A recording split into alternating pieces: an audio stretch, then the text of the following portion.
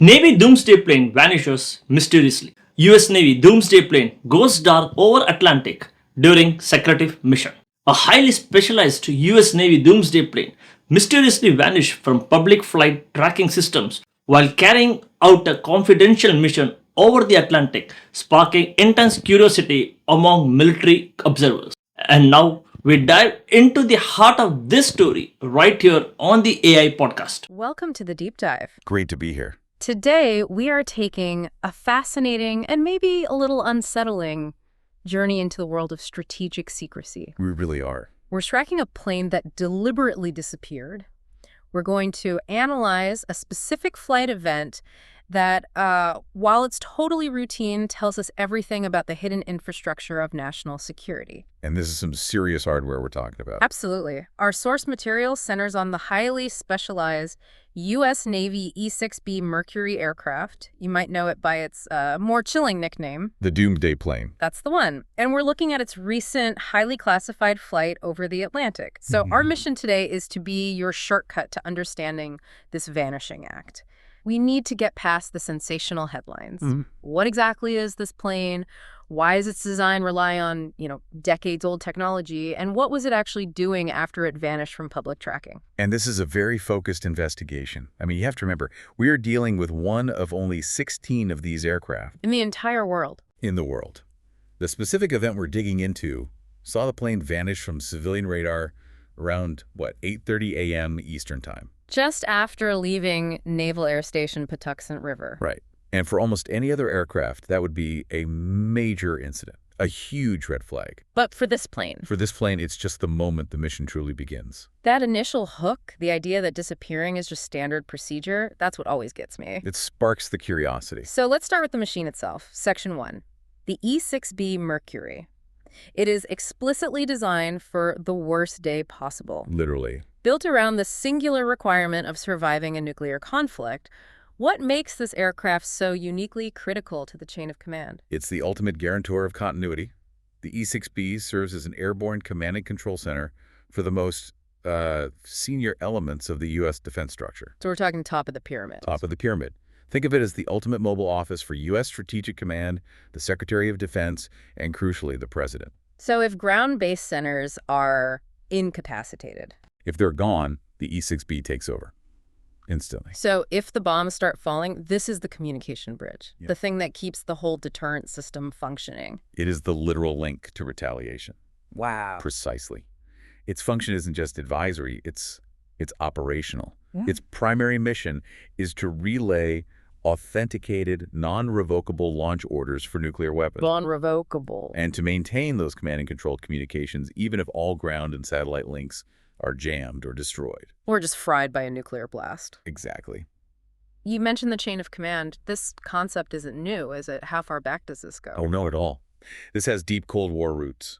The current E-6B mission is the direct successor to Operation Looking Glass, Looking Glass. the Airborne Command Post initiative. It was established decades ago. And the name Looking Glass, what's the significance there? It refers to the constant mirror image of readiness that they maintained in the air. The idea was to ensure that command authority is always reflected somewhere survivable. A mirror image in the sky. And what's interesting is, while the aircraft has been modernized, the core philosophy, Unchanged. always airborne, always ready, that's been the same since, the B-52s first did it in the 60s. That's the key continuity. It really shows that despite all our advances, satellites, digital networks, Yeah. the necessity for a mobile, hardened, human-controlled command post has never gone away. Yeah. It's a non-negotiable insurance policy. Okay, let's track the actual mission we analyzed. Let's move from the general purpose to the specific flight in Section 2, the Vanishing Act. Right. Walk us through those final visible moments before it goes dark. What kind of route does a plane like this follow? The flight path data is very telling. It follows a very strict standard procedure. The aircraft took off from Patuxent River in Maryland, Okay. flew southeast over the Chesapeake Bay, and then passed extremely close to the massive Norfolk Naval Complex in Virginia. That makes sense. Norfolk is home to a huge amount of naval power, including submarine assets. It absolutely does. It then proceeded out toward the open Atlantic. And this is where it happens? This is it. The moment the aircraft officially left the public tracking eye, the key moment of the Vanishing Act, that happened roughly 60 miles east of the Virginia Capes. 60 miles out, that's where the public transponder signal just shuts down. Intentionally. So for anyone watching on, say, flight radar, the signal just drops off the map. You're saying this is definitely not a technical glitch. Absolutely not a glitch. Switching off the public transponder is routine. It's mandatory, actually, when the plane enters its highly restricted operational zone. It's a signal. It's the signal that the mission has transitioned from just a routine ferry flight to a sensitive, classified military operation. This whole profile is managed so carefully Visible when it needs to be. and instantly obscured when it enters strategic airspace. And we know this was a typical operational flight because of the call sign. Exactly. The call sign used on this specific mission was AFD FE2. And that's consistent. It's consistent with known identifiers for a TACAMO flight. It gives us this tiny, trackable breadcrumb confirming that, yes, this was part of the standard deployment pattern. Which brings us right to the heart of it. Section 3. Inside the TACAMO mission. So once the plane goes dark, 60 miles out, what is it actually doing for the next 4 to 8 hours? We have to unpack that nickname, TACAMO. Right. So TACAMO stands for Take Charge and Move Out. It's an instruction. It's an instruction, not an acronym, and it emphasizes that need for rapid deployment and secure communication in a crisis. So the plane is dark, flying over these restricted military warning zones. How is it even communicating securely over the massive distances of the Atlantic? It can't be using, like, standard Wi-Fi. No, not even conventional military frequencies. That's where the truly specialized technology comes in. The E-6B switches its primary communications to very low-frequency radio waves, VLF. VLF, why is that so important? It's essential for two reasons. First, because VLF waves are extremely long, they need massive infrastructure to transmit. That makes them inherently difficult for an enemy to intercept or jam effectively. Okay, hard to jam. And the second reason, you mentioned this before, it hints at who they're talking to. Right, it's about water penetration. Submarines. That's the whole point. Ballistic missile submarines, they have to run deep and quiet to stay hidden. High-frequency radio waves, they just don't penetrate water very well. But VLF can. VLF can reach these subs while they're submerged, moving slowly, and deliver critical encrypted messages, launch orders, without the sub having to surface and expose itself. So if VLF is so good at penetrating water and so hard to jam, why isn't the entire military using it? What's the catch? That is an excellent question, and it gets right into the trade-offs of strategic comms. The major drawback is bandwidth and speed. VLF can only transmit data incredibly slowly. Think of it like text messaging in the 1970s. So very low data rate. It's essentially a very secure paging system. It's perfect for relaying short, highly critical, authenticated messages like execute command alpha, but it's useless for streaming video or sending complex reports. You sacrifice speed for survivability. And to transmit those massive VLF waves, the plane has to physically change itself in the air. This is the part that sounds like science fiction. It is the most visually dramatic part of the whole mission.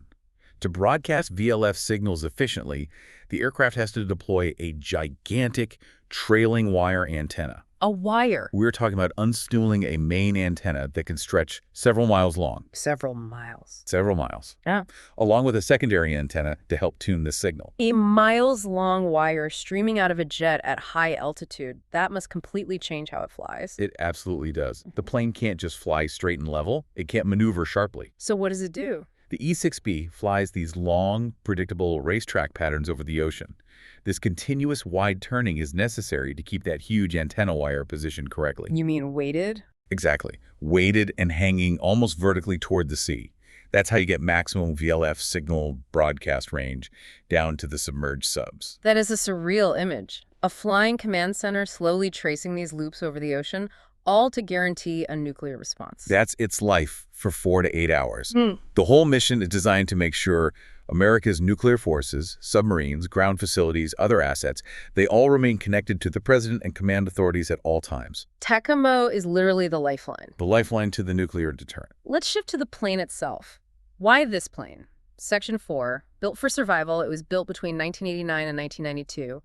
Why is that specific late Cold War window so important? That vintage dictates its whole internal architecture. It was built when EMP hardening was the absolute highest design priority. EMP, electromagnetic pulse. Right. And so, unlike almost every modern digitized aircraft we see today, the E-6B fundamentally relies on robust analog systems and older computing components. And the simple reason for that is that digital microprocessors are incredibly delicate. Extremely delicate. A powerful EMP from a high-altitude nuclear blast would induce massive electrical currents in the wiring of any modern digital plane. And those little circuits. Your typical integrated circuits, the brains of a modern jet, they would fry instantly. They're just too reliant on tiny voltage tolerances. So the E-6B, with its older, chunkier analog parts, is ironically future-proof. That's the beautiful paradox of the design. It's intrinsically EMP hardened. The system uses physical shielding, heavier wiring, and components that are they're too big and too simple to be destroyed by that electronic surge. It's a design choice that picks resilience over speed. It's non-negotiable for this role. So the plane is a kind of strategic throwback, a system built to work when every other modern system has failed. And that defines its role within the nuclear triad. The E-6B is the central orchestrator that ensures a coordinated response across all three legs. The subs, the bombers, and the missile silos. The submarines, the long-range bombers, and the intercontinental ballistic missile silos, yes. But that coordination must be a nightmare. How does this one plane, with its slow VLF comms, solve the problem of authorizing a simultaneous launch across three totally different platforms? That is the real engineering challenge it solves. Because the platform itself is survivable, it provides a stable command point. It uses multiple communication bands, VLF for the subs, SACOM for others, but the key is that its internal, hardened command structure lets the command authority confirm receipt and coordination across the board. Even if some comms systems go down. Even if 2 out of the 3 systems are destroyed, it acts as that final, reliable, redundant hub. Okay, let's pull back. Look at the bigger picture. Section 5, strategic readiness. This flight we focused on happened right after Thanksgiving. Why is that timing relevant? The timing is subtle, but it's important. The day after Thanksgiving is, traditionally a time when non-critical military stuff might slow down. Right. But strategic operations like the Tacoma flights, they use this period to rigorously test redundancy. Flying during a perceived downtime demonstrates continuous readiness to any adversaries. And it also validates their own systems internally. Exactly. It validates that swift return to peak readiness that's required of these crews. And this flight wasn't a one-off. We've seen a noticeable increase in publicly trackable E-6B activity recently. What does that pattern tell us? Well, while the specific reasons are classified, the tempo of the flights strongly suggests a heightened period of training, testing, or readiness validation. And the locations are always key. Always.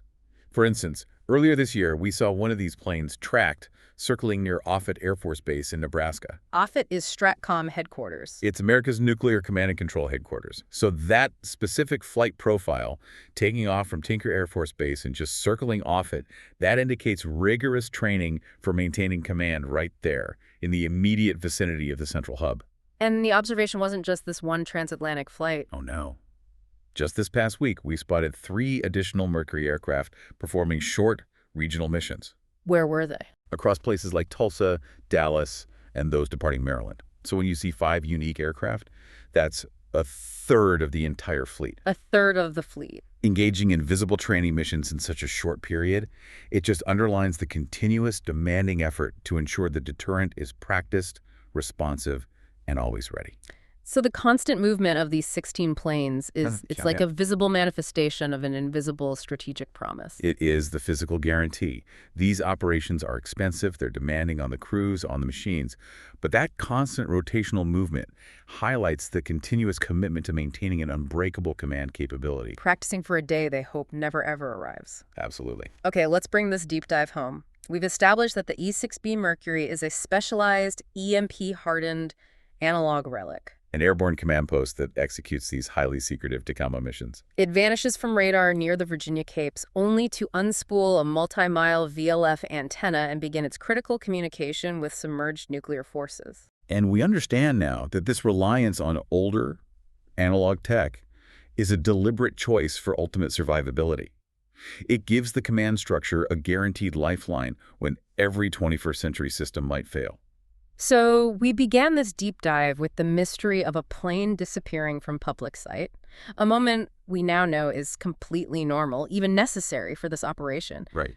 But this whole discussion really illustrates a powerful paradox, doesn't it? I mean, what does it mean that the foundation of our national command structure relies entirely on these highly classified analog systems that are constantly moving in the background? Out of sight. Out of sight, and fundamentally outside the transparent, interconnected digital world we all live in. And this raises a crucial question, I think, for you, the listener, to consider. Yeah. In an age where nearly everything is tracked, digitized, and instantly shared, the single most critical communication network, the one that controls the ultimate weapons, remains deliberately hidden, slow, analog, and constantly in physical motion. It's a necessary strategic secrecy that just defies all the norms of the modern world. And yet it provides its ultimate silent safety. Okay, one question for you. Why did the US Navy's Doomsday Plane suddenly go dark over Atlantic during its mission? Don't forget to comment it. Thanks.